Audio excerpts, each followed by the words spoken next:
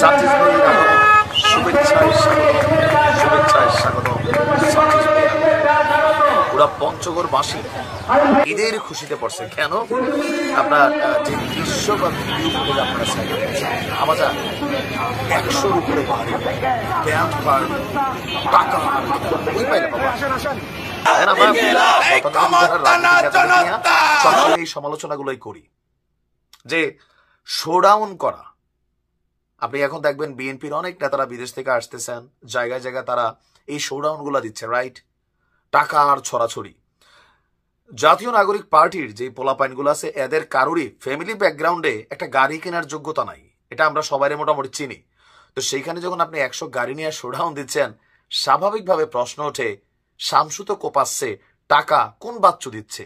যেখানে টাকার বিষয় সেইখানে লুকোচুরি খেলা, জবাবদিহিতা নাই। তাহলে আমরা কি ভাবলাম ভাই? যাই হোক, বাচ্চু টাকা দিচ্ছে, সমস্যা নাই। আজকে ব্যান্ড পার্টি সহ শতাধিক গাড়ি বহন নিয়ে পঞ্চগড়ে শোডাউন দিয়েছেন আমাদের ব্লুটুথ বা সার্জিস। আর পদ পাওয়ার পর আজকে প্রথমবারের মতন নিজ জেলা পঞ্চগড়ে এসে বিভিন্ন এলাকায় তিনি পথসভা করেছেন।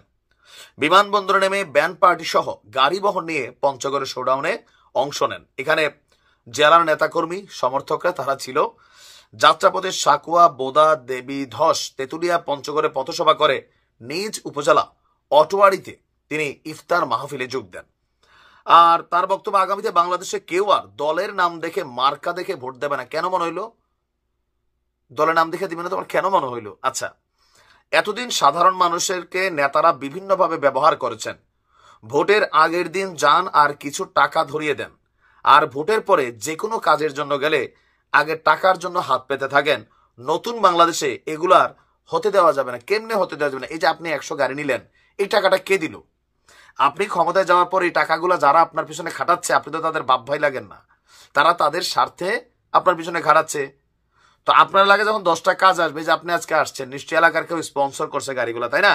তো এত টাকা স্পন্সর কে করলো? ওই ব্যক্তি করছে যে ব্যক্তি আপনার এমপি বানাইলে সে এলাকার বিভিন্ন সিন্ডিকেট নিয়ন্ত্রণ করবে, দখলদারিত্ব করবে, টেন্ডারবাজি করবে, অথবা উপর লেভেলে খাবে। তারাই তো আপনাকে দিচ্ছে। তাহলে আপনি কেন ভাইবা নিলেন যে আপনি পাশ করলে এলাকার দুর্নীতি থাকবে না, হাত পাতবে না? পরে তার বক্তব্য হচ্ছে নতুন একটা বাংলাদেশ, মানে নতুন বাংলাদেশ কোনটা? ইয়েস, আপনারা 8-10 জন মানুষ কোটি কোটি টাকার মালিক হয়ে গেছেন, রাজনৈতিক নেতারা চিপাই পড়ে গেছে।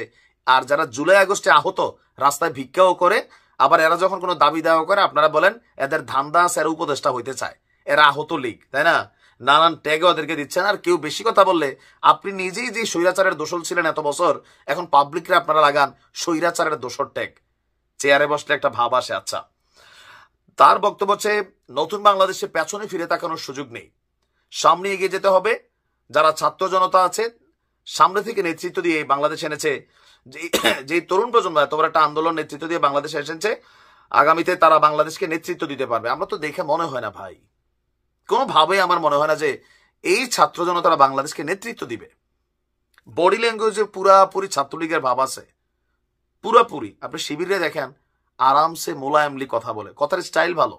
বাট আমাদের এই টিমের যারা আছে, বিএনপিরে ধমকায়, জিয়ার রহমানের চোখ রাঙায়, অমুকরে ধমকায়, তারপরে তো ধমকাধমকির একটা রাজনীতি শুরু করছেন। আমরা এই সমালোচনাগুলো আপনাদের অ্যাক্টিভিটির উপর করি। মানুষের প্রত্যাশা ছিল ভিন্নতা, যে না একটু নমনীয়তা থাকবে, আপনারা একটু স্বচ্ছ থাকবেন, পবিত্র থাকবেন, রাতারাতি আপনারা পয়সার মালিক হবেন না। একজন এমপি তারও 5 বছর লাগে মনে করলেন যে 2, 4, 20, 50 কোটি টাকা, 100 কোটি টাকার মালিক হইতে। কিন্তু আপনাদের সম্পর্কে যে তথ্য সাংবাদিক ইলিয়াস দিচ্ছেন আর বিভিন্ন জায়গা থেকে আসছে, আপনারা তো ভাই 7 মাসেই কেউ 100 কোটি, 200 কোটি, 500 কোটির মালিক হয়ে গেছেন।